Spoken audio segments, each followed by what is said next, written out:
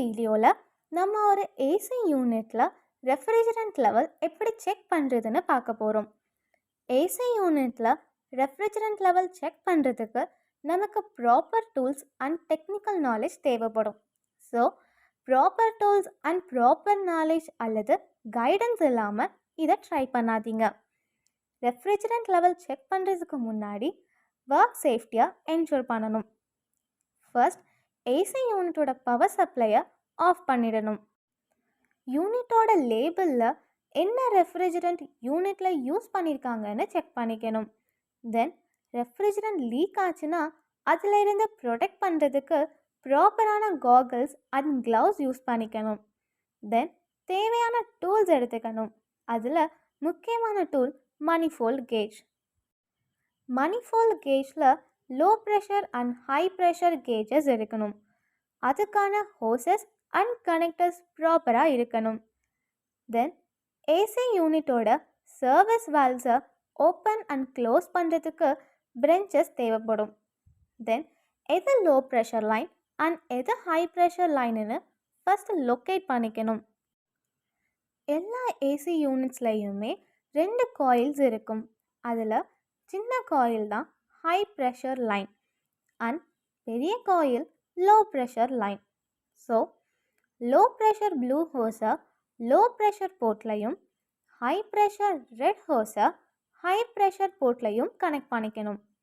இப்போது ரெஃப்ரிஜரண்ட் இந்த ஹோஸ் வழியாக ட்ராவல் பண்ணி கேஜஸ்க்கு வந்து எவ்வளவு ப்ரெஷர் இருக்குதுன்னு காமிக்கும்.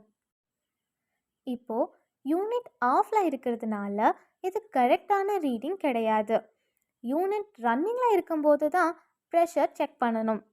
ப்ரெஷர் செக் பண்ணும்போது கேஜஸோட 2 வால்வும் க்ளோஸில் இருக்கணும். வால்வ் ஓப்பன் பண்ணணும்னா ரெஃப்ரிஜரண்ட் எல்லோ ஹோஸ் வழியாக வெளியே போகிறதுக்கு சான்சஸ் இருக்குது. இல்லைனா high pressure and low pressure refrigerant ரெண்டும் மிக்ஸ் ஆகி சரியான ரீடிங் கிடைக்காம போயிடும். இப்போது பவர் சப்ளை ஆன் பண்ணி ஏசியை ஒரு 10 மினிட்ஸ்க்கு ரன் பண்ணணும். 10 மினிட்ஸ் ரன் பண்ணும்போது யூனிட்டில் உள்ள ரெஃப்ரிஜரண்ட் எல்லாம் ஸ்டெபிளைஸ் ஆகும்.